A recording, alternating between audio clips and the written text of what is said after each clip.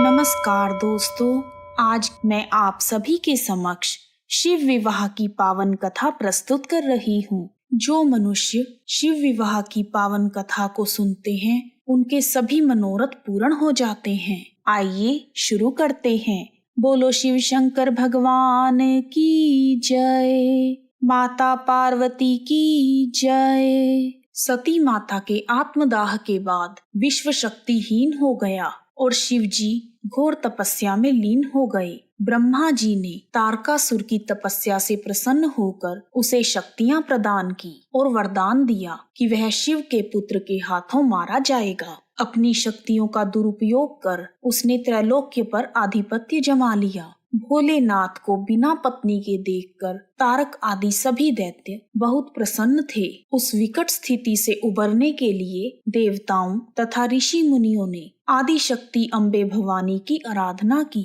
देवी ने प्रसन्न होकर देवताओं से कहा, हिमवान के घर में मेरी शक्ति गौरी के रूप में जन्म लेगी। भगवान शिव उससे विवाह करके पुत्र को जन्म देंगे जो तारक का वध करेगा। आदि शक्ति ने हिमालय पर्वत के राजा हिमवान और रानी मैनावती के यहाँ कन्या के रूप में जन्म लिया। उस कन्या का नाम पार्वती रखा गया।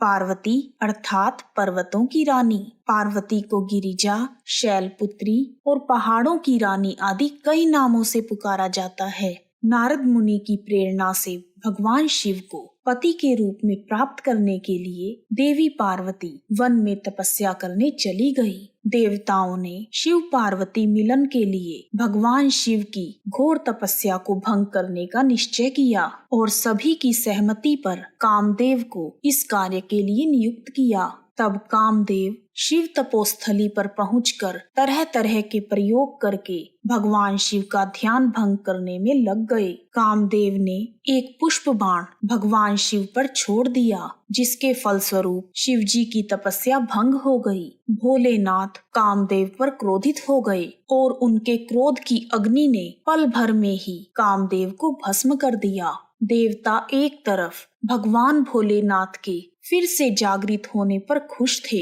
लेकिन दूसरी तरफ अपने प्राणों का बलिदान देने वाले कामदेव पर दुखी थे। कामदेव की पत्नी रति अपने पति की भस्म को देखकर जोर जोर से विलाप करने लगी और भोलेनाथ से विनती करने लगी कि उसे उसका पति लौटा दें। तब भगवान शिव ने रति को यह आश्वासन दिया कि द्वापर युग में भगवान कृष्ण के पुत्र के रूप में कामदेव पुनः जन्म लेंगे। उधर शिव को पति रूप में पाने के लिए माता पार्वती ने बहुत कठोर तपस्या की। उन्होंने 1000 वर्ष तक कंदमूल और फलों का, 100 वर्ष तक केवल शाक का आहार किया। कुछ दिन तक हवा तथा पानी से ही गुजारा किया और कुछ दिन हवा और पानी को भी त्याग दिया। फिर पुनः वृक्ष से गिरी हुई बेल की सूखी पत्तियां खाकर 3000 वर्ष व्यतीत किए। जब पार्वती जी ने सूखी पत्तियां लेना भी बंद कर दिया तो उनका नाम अपर्णा पड़ गया। उनकी तपस्या के चलते सभी जगह हाहाकार मच गया। बड़े बड़े पर्वतों की नींव डगमगाने लगी। भगवान शंकर ने पार्वती की परीक्षा लेने के लिए सप्तऋषियों को उनके पास भेजा। तब सप्तऋषियों ने पार्वती के पास जाकर उन्हें यह समझाने के अनेक प्रयत्न किए कि शिवजी अघोरी, अमंगल वेशधारी और जटाधारी हैं। वह तुम्हारे लिए उपयुक्त वर नहीं है। उनके साथ विवाह करके तुम्हें सुख की प्राप्ति नहीं होगी। तुम तो एक राजकुमारी हो, तुम उनका ध्यान छोड़ दो। परंतु पार्वती अपने विचारों में दृढ़ रही।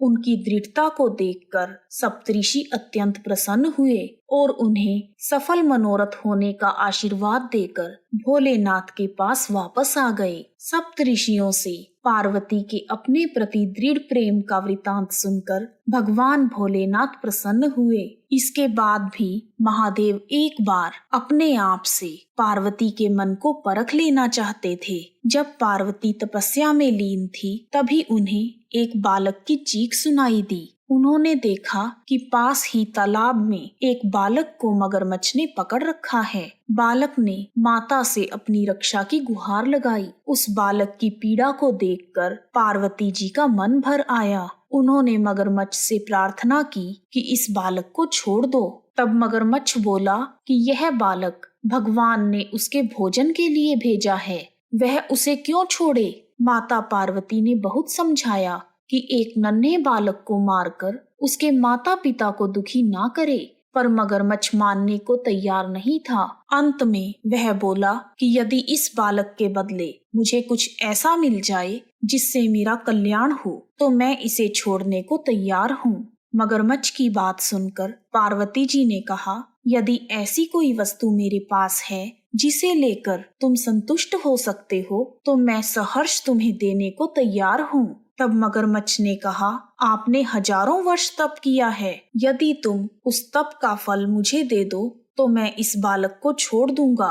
मगरमच्छ की बात सुनकर पार्वती जी बोली, मैं अवश्य ही तुम्हें अपने तप का फल प्रदान करूंगी, तुम तुरंत ही इस बालक को छोड़ दो। मगरमच्छ ने फिर से कहा, एक बार अच्छे से सोच लीजिए, आपका सारा तप व्यर्थ हो जाएगा। पार्वती जी ने बिना सुने तुरंत ही हाथ में जल लेकर संकल्प लिया और अपनी हजारों वर्ष की तपस्या का फल उस मगरमच्छ को सौंप दिया। इसके साथ ही मगरमच्छ की काया सोने की तरह चमकने लगी और उसने बालक को छोड़ दिया। इसके बाद पार्वती जी ने सोचा कि मैंने अपनी तपस्या का फल तो दान कर दिया, अब महादेव को पाने के लिए मुझे वापस से तपस्या करनी चाहिए। इतना सोचकर वह फिर से तपस्या का संकल्प लेने लगी। तभी वहां पर महादेव प्रकट हुए और बोले, पार्वती वापस तपस्या क्यों करने लगी। तब पार्वती जी ने कहा, प्रभु मैं अपने तप का फल दान कर चुकी हूँ और आपको पाना ही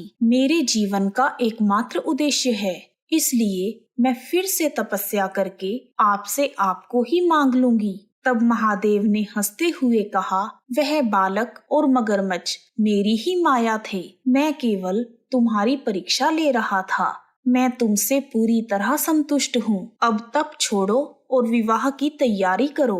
और इस तरह अपनी कठिन तपस्या और सरल मन के बल पर पार्वती जी ने भगवान शिव शंकर को प्रसन्न कर दिया और उनके जीवन में एकाकार हो गई। बोलो भोलेनाथ की जय, माता पार्वती की जय। फिर सप्त ऋषियों ने शिव जी और पार्वती जी के विवाह का लग्न मुहूर्त निश्चित किया। अब शादी की तैयारी जोरों शोरों से शुरू हो गई, लेकिन समस्या यह थी कि भगवान भोलेनाथ एक तपस्वी थे और उनके परिवार में कोई सदस्य नहीं था और मान्यताओं के मुताबिक एक वर को अपने परिवार के साथ जाकर वधू का हाथ मांगना पड़ता है। अब ऐसी परिस्थिति में भगवान शिव ने अपने साथ डाकिनियां, भूत प्रेत और चुड़ैलों को साथ ले जाने का निर्णय किया। तपस्वी होने के चलते भगवान शिव इस बात से अवगत नहीं थे कि विवाह के लिए किस प्रकार से तैयार होते हैं, तो डाकिनियों और चुड़ैलों ने उन्हें भस्म से सजा दिया और हड्डियों की माला पहना दी। शिव और पार्वती का विवाह बहुत ही भव्य पैमाने पर हो रहा था। इससे पहले ऐसी शादी कभी नहीं हुई थी। उनकी शादी में बड़े से बड़े और छोटे से छोटे लोग शामिल हुए। सभी देवता तो वहाँ मौजूद ही थे, साथ ही असुर भी वहाँ आए। आमतौर पर जहाँ देवता जाते थे वहाँ असुर जाने से मना कर देते थे, मगर यह तो शिवजी का विवाह था, इसलिए देवताओं और असुरों ने अपने सारे झगड़े भुलाकर एक साथ आने का मन बनाया। शिव भगवान पशुपतिनाथ हैं, अर्थात सभी जीवों के देवता हैं, तो सारे जीव जंतु, कीड़े मकोड़े आदि उनकी शादी में उपस्थित हुए। यहाँ तक कि भूत पिशाच और विक्षिप्त लोग भी उनके विवाह में अतिथि बनकर पहुँचे। यह एक शाही शादी थी, एक राजकुमारी की शादी, इसलिए विवाह समारोह से पहले एक अहम समारोह होना था। जब यह अनोखी बारात पार्वती जी के द्वार पर पहुंची तो सभी देवता हैरान रह गए। सभी बाराती विचित्र वेशभूषा धारण किए हुए थे। कुछ के तो मुख ही नहीं थे और कुछ के मुख ही मुख थे। उनके बीच में भगवान भोलेनाथ गले में सर्प माला धारण करके वहां पधारे। द्वार पर पहुंचते ही शिवजी भगवान से शगुन मांगा गया। तब शिव बाबा ने पूछा कि शगुन क्या होता है। तब वहां उपस्थित एक जन ने कहा, आप अपनी कोई प्रिय वस्तु दान में दीजिए। तब शिव शंकर भगवान ने अपने गले से सर्प उतारा और उस स्त्री के हाथ में रख दिया जो शगुन मांग रही थी। वह स्त्री वहीं पर मूर्छित हो गई। इसके बाद जब महादेव जी को भयानक भेष में देखा तो स्त्रियों के मन में भारी भय उत्पन्न हो गया। वह सब डर के मारे महल में घुस गई और शिवजी भगवान जनवासे में चले गए। यह सारा वृतांत सुनकर पार्वती जी की माता रानी मैना मूर्छित हो गई। जब रानी मैना को होश आया तो रोते हुए उन्होंने कहा, चाहे कुछ भी हो जाए, मैं इस भेष में अपनी बेटी का विवाह शिव से नहीं कर सकती। स्थिति को बिगड़ता हुआ देखकर पार्वती जी भगवान शंकर के पास गई और उन्हें निवेदन किया, हे भोलेनाथ, मुझे आप सभी रूप में और सभी वेश में स्वीकार हो, लेकिन हर माता पिता की इच्छा होती है कि उनका दामाद सुंदर हो।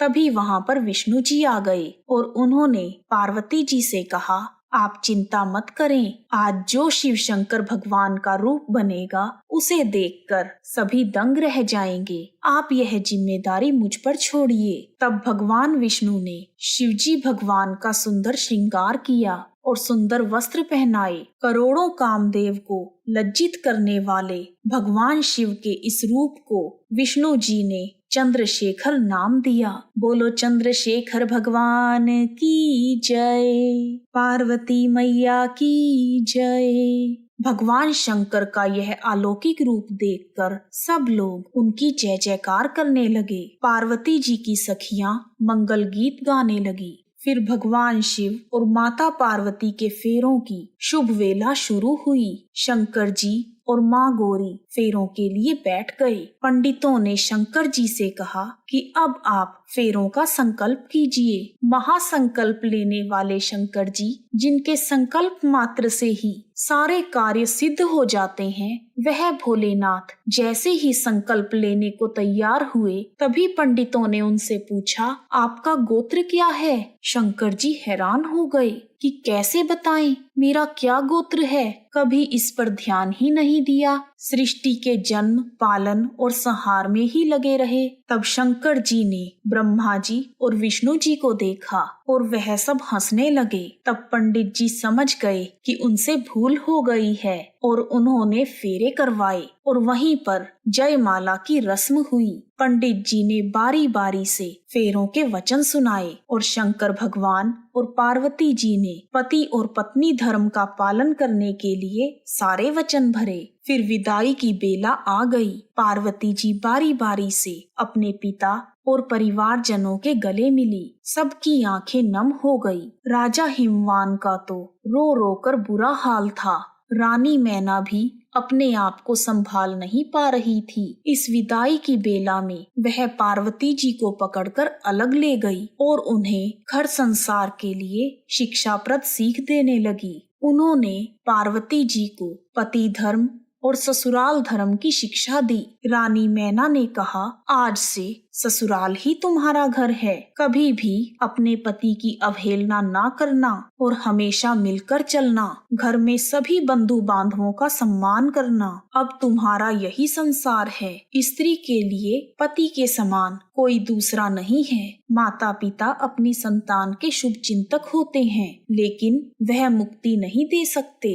इस संसार में 4 वस्तुएं सुख प्रदान करती हैं। पहला पति, दूसरा धर्म, तीसरा स्त्री और चौथा संतोष। इन चारों का ही पालन करना। स्त्री से 2 कुलों की रक्षा होती है। पिता के कुल की तो वह रक्षा करती ही है, पति के कुल की भी रक्षा करती है। इसलिए तुम दोनों कुलों की रक्षा करना। हमारा मान सम्मान अब तुम्हारे हाथ में है। इतना कहकर राजा हिमवान और रानी मैना ने पार्वती जी को विदा किया। इस प्रकार शिव विवाह की पावन कथा पूर्ण हुई। बोलो शिव पार्वती की जय। यदि आपको शिव विवाह की पावन कथा पसंद आई है तो कमेंट बॉक्स में ओम नमः शिवाय लिखना ना भूलें। आप सभी का हार्दिक धन्यवाद। ओम नमः शिवाय। जय शिव पार्वती की।